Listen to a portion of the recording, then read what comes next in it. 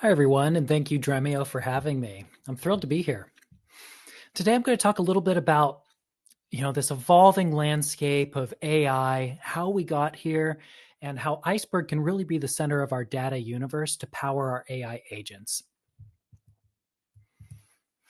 And so, I'm Andrew, as Whitney said, head of developer relations at Fivetran. I led some programs at different companies, including Dremio, Tobico, and before that, I was a data leader, VP of machine learning analytics at JP Morgan, a bunch of places. So I've seen both the vendor side and the practitioner side of building AI systems. So I believe that 2026, I think agent and context are going to be the words of the year. But how did we get here? Because it didn't really just poof happen in a bubble. This has been going on for a long time. So the history of AI really lines up very well with the history of data systems in general. So thinking back to the 50s, where we really had on-prem stringent databases where accessing the data was very difficult, completely programmed in schemas. They weren't relational yet. And this is also the time when artificial intelligence kicks off. So we start thinking, like, how can machines, these new computers that we have this new data system for, simulate intelligence? And this continues. So in the 60s we start getting relational databases, still difficult to work with. And people don't realize that really in the late 50s, early 60s, that's when the first neural network was trained. And so this was a huge innovation for data and for AI. That first neural networks have been around for ages, which is often surprising for people because we still use neural networks today in a lot of our machine learning algorithms. But then things really kind of stopped. There was a radical lack of innovation for AI, really for 20 plus years. And it also kind of lines up with the growth of data systems. So we've got these, we do finally get, relational databases, but we don't get the data warehouse until the 80s. We get Bill Inman looking at these relational databases, which are still fairly difficult to use. You really have to be an expert to get any kind of data out of them. And he says, how about we get a single source of truth for this new thing called analytics? And as a result of that, then ANSI SQL rolls out in 1986. And suddenly now we're able to get analytics and information out of our data system. So we're still putting a bunch of data, we're writing to databases, but now we're doing this new process called extract, transfer, load, ETL, into a warehouse that can be read. So it's a single source of truth for the purpose of analytics. That happens in the 80s. And that's also when a big push in innovation for neural networks kicks off again. And that continues going till the 90s when IBM's Deep Blue defeats Gary Kasparov. A huge moment that you hear referenced over and over again. And in the 2000s, things quiet down a little bit. But then with the rise of the internet, suddenly in these data systems, we no longer have a need for just rows and columns. We also have a need for all of this unstructured data, this text that's coming off the internet. So we start getting data lakes in the 2000s. And in 2007 to 10, we start getting the cloud. So it used to be really expensive to scale data systems because we had to go physically build something. And if you want more storage, you have to go build more storage, buy more servers. But now you can just rent more space on Jeff Bezos' computer or on Bill Gates' computer and store it in the cloud. So the friction to standing up data systems reduces, and also the type of data that we can store reduces, which really leads to a big bang of modern AI. So the AlexNet model won the ImageNet competition. We starting to see the ability to process images, text, natural language processing really gets deep. We have Google's BERT. And then in 2016, Delta Lake rolls out, which is an open table format. So we've got all this data sitting inside of data lakes, but we can't really use it because we threw it in there and they didn't have schemas and there weren't ACID transactions. So although we were storing much more data, this unstructured data, we weren't using it. So we still were really relying on the rows and columns sitting in our data warehouse. And we ended up with data sprawl. Like we've got all this data sitting in a data lake, unstructured, a little bit ungoverned. And then we've got the data we actually use in our warehouse, and everything's kind of spread out. And we really would like a unified system. And so Delta Lake rolls out in 2016, Apache Iceberg rolls out in 2017, Apache Hudi rolls out in 2017. And the purpose of these three table formats is really to solve that problem of we've got this awesome data lake, but we can't use it in the way that we can use our warehouse. How can we organize these files into tables, which is like the basic unit of analytics and machine learning is a table. So in 2016-17, we figure out a way to actually make use of our data lakes. And I don't think that it's any surprise that in the AI world, right about the same time that we're discovering, hey, how can we use our data lakes better, that we figure out the transformer architecture. And the transformer architecture is what made GPT and ChatGPT possible. It's what the modern large language model is based on. And so at the same time that our data lakes are evolving into data lakehouses with these open table formats, our machine learning and neural networks are evolving into transformer large language models and now multi-language models. And today, these large language models are being compartmentalized and specialized into agents. And we'll talk a little bit about what that is, how we can use them, and how this trajectory of how our data systems are evolving from really stringent, hard to use, isolated physical systems to something in the cloud that's really flexible, really secure, really usable. Same with our AI systems. Really difficult to use, not that useful, growing into something that's really easy to use, really easy to scale, and much more useful. So what's an agent anyway? We say AI agents, and there's a lot of different definitions, and I'll propose a couple here. But for the sake of this conversation, I want to compare an agent to a chatbot, because chatbots could be agents, because a chatbot's kind of an interface. But most often you'll see a chatbot that's stateless. It doesn't have a memory of the turns that you're taking with the agent, with the large language model, and it doesn't have a memory of past chats. And so that the context is much smaller in a chatbot. Single turn interaction, you ask a question, you get an answer.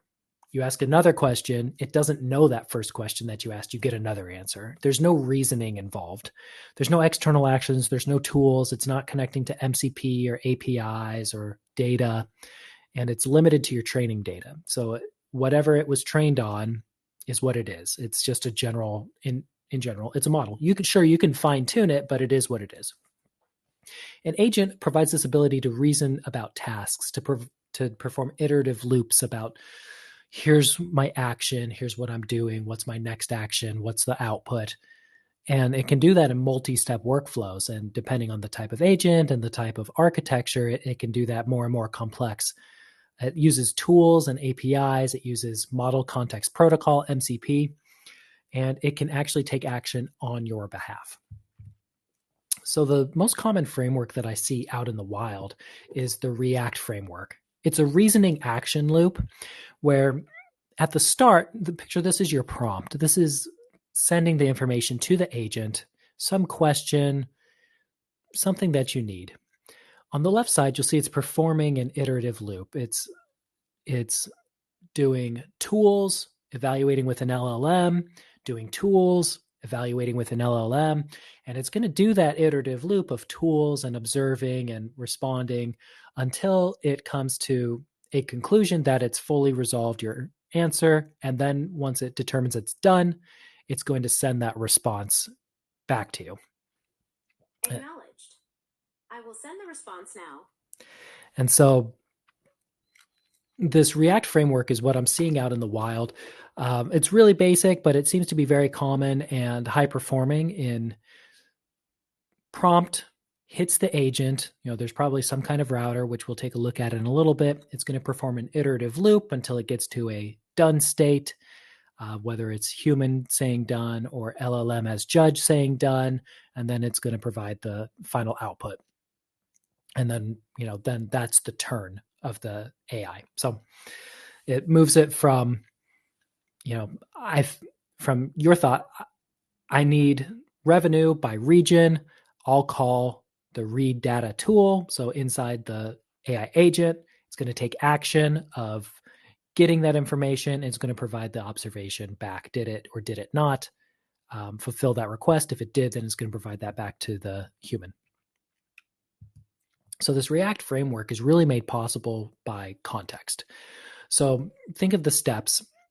The first thought in the loop. I need the current and last year of data. What's the action? It's going to perform some type of action. It's going to reach out to a tool. It's going to read data. In this case, revenue, APAC for Q3. It's going to provide a result, 2.16 million. Step 2.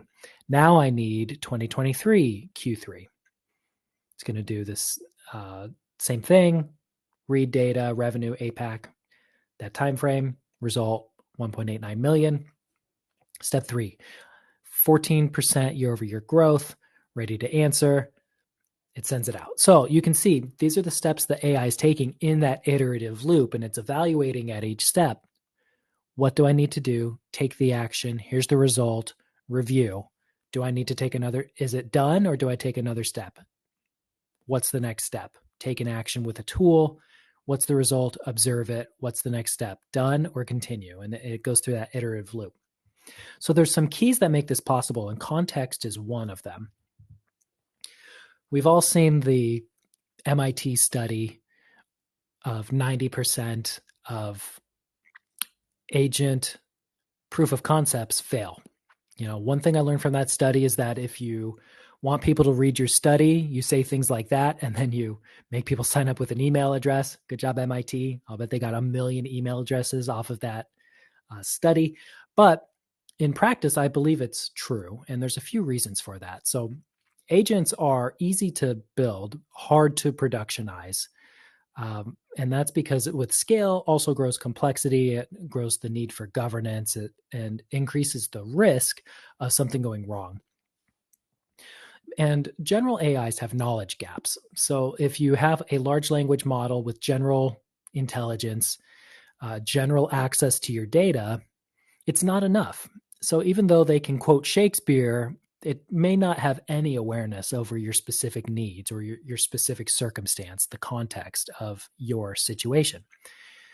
General LLMs do not have tools, semantic understanding, so they don't understand the outside world.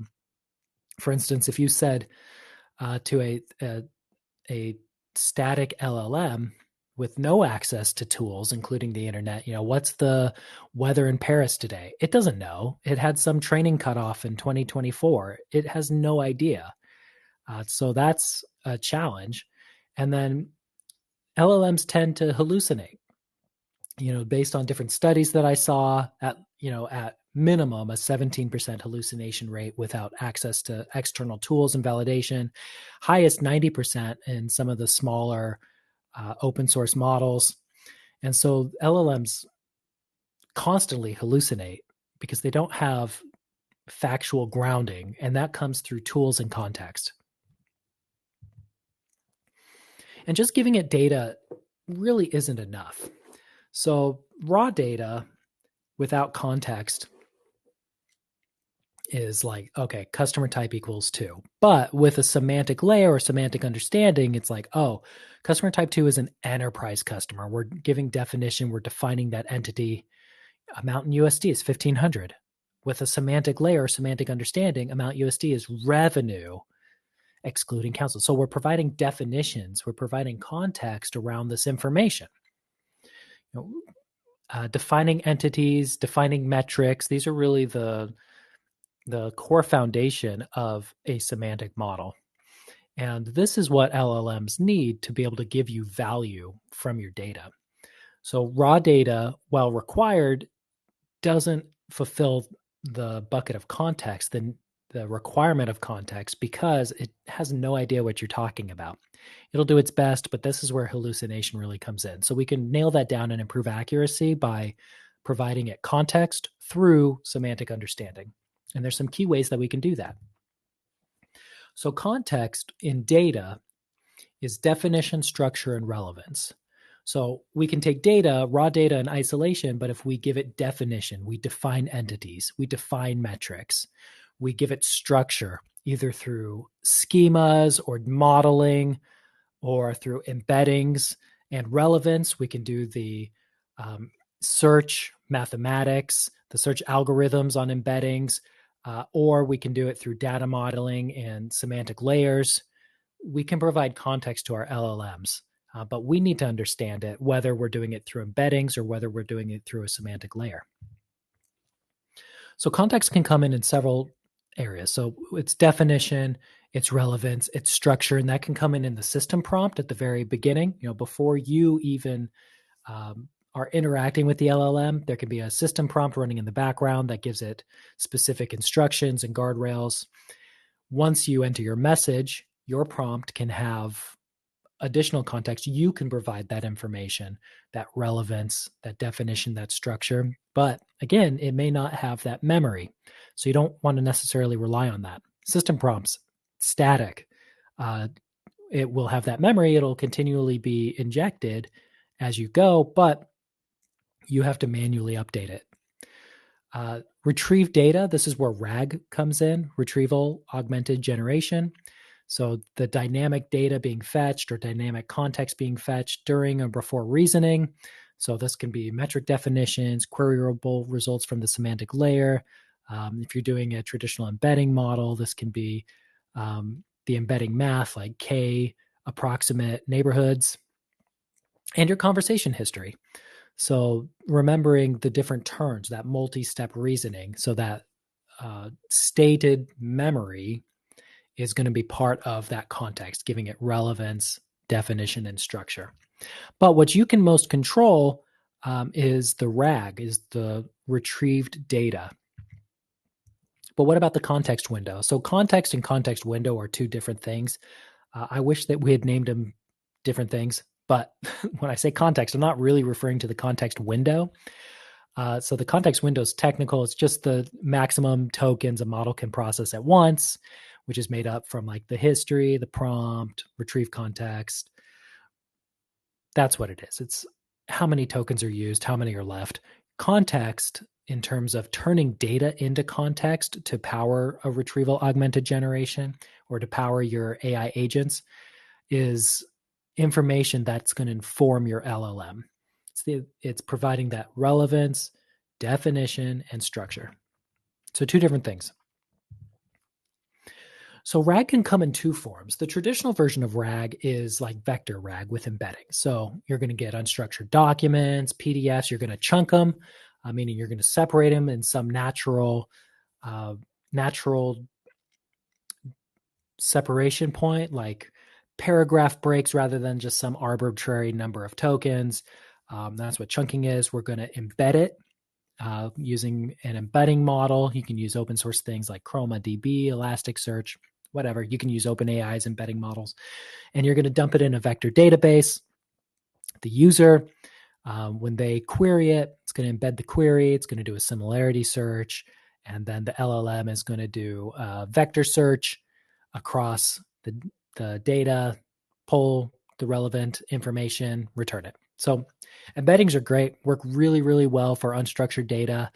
But embeddings can be expensive, they can be large, and it's a whole new complexity you're adding to your data engineering pipelines, because your requirements for analytics and machine learning are very different than your requirements for a vector-based pipeline. This is where structured RAG comes in.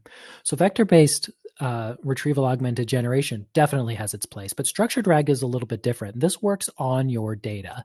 So this provides context on your data and lets your LLM retrieve the information from your semantic layer dynamically.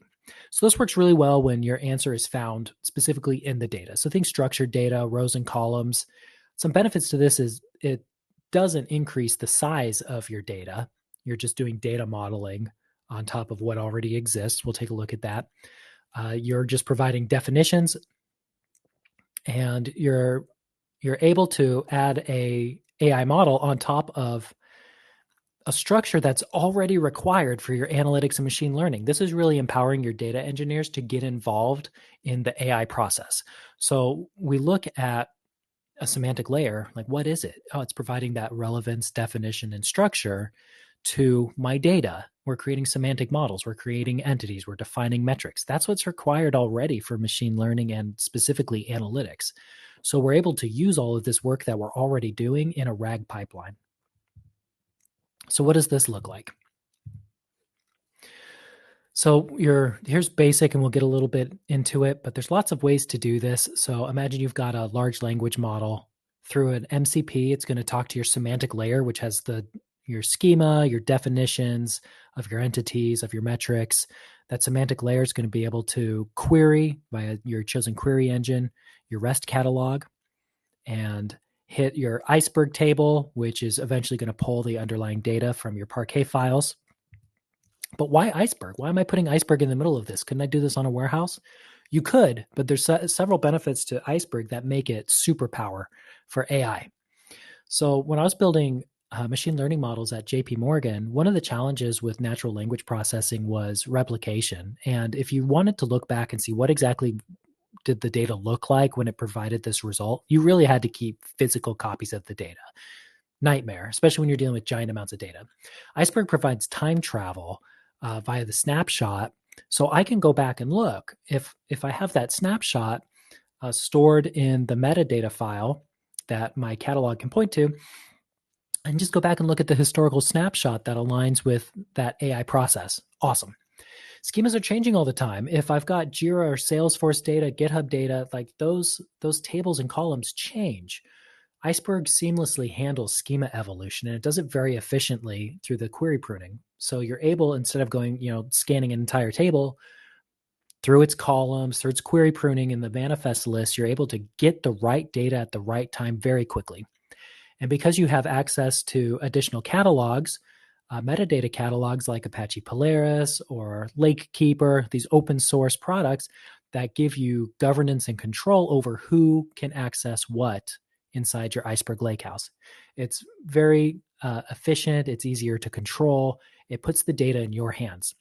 Not only that, when you want to, swap out components at the top or bottom of your stack, you want to swap out your semantic layer, you want to swap out your query engine. You don't have to do a migration. You leave it in your object store like S3, ADLS, whatever it is. You leave it there, and you can just swap out the components. So you write once, and you can use it forever. And you just swap out components, use the best query engine for your use case, use a different semantic layer because the MCPs did better, whatever. You don't have to move your data. So it gives you complete control.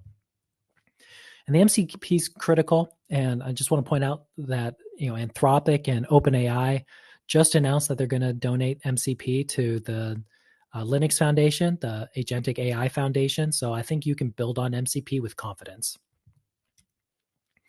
So who's writing the SQL? This is really where the semantic layer comes in.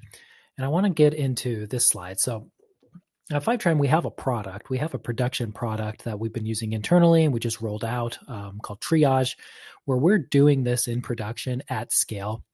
So, and here's how you could replicate it using open source components. So you ingest, in this example, we're ingesting with Fivetran.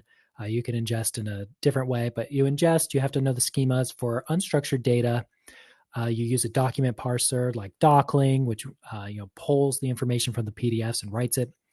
So we're going to denormalize the data. We're going to deduplicate it. We're going to create those relationships. We're going to normalize the data inside our lakehouse, and using a CI/CD process, a scalable model like dbt, using the dbt framework, then we can denormalize our data, bring it back together so that we can handle all the complex joins, define our entities, build out this semantic layer so that we can leave as little work to the AI as possible. We can handle all the heavy joins and lifting on our end, and we have version control over our semantic models.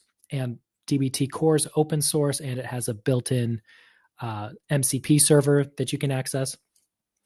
For our unstructured data, if we've got a hybrid pipeline where we're doing the semantic search, we're doing over our structured data. We're doing that structured RAG, but we also want unstructured data. This is where you'd use something like ChromaDB, which is open source, to do your embeddings on that unstructured data. And then through your AI, Hugging Face, whatever it is. So you're querying the MCPs. You'd use like a router built on like LangGraph, something like that. So it knows which MCP to hit, whether it's hitting the unstructured data or it's hitting the structured data to pull it back. It can do multi-step reasoning. It can pull from both sources if needed, if you're building that on top of LangGraph.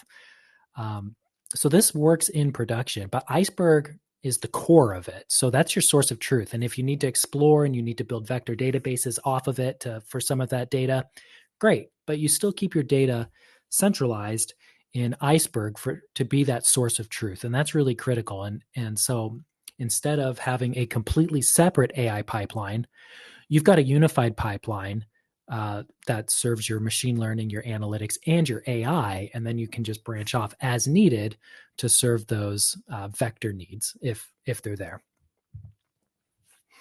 And so what I see working is looking at this managed flow, that instead of trying to DIY it right away, it's hard to build. It's difficult. This is where people get stuck. This is why I think a lot of proof of concepts fail. They try to build every single little thing open source, but it's insanely hard. So what I recommend is doing something like using Dremio, which has an agentic lakehouse, a lakehouse with agents on it. Use an all-in-one platform.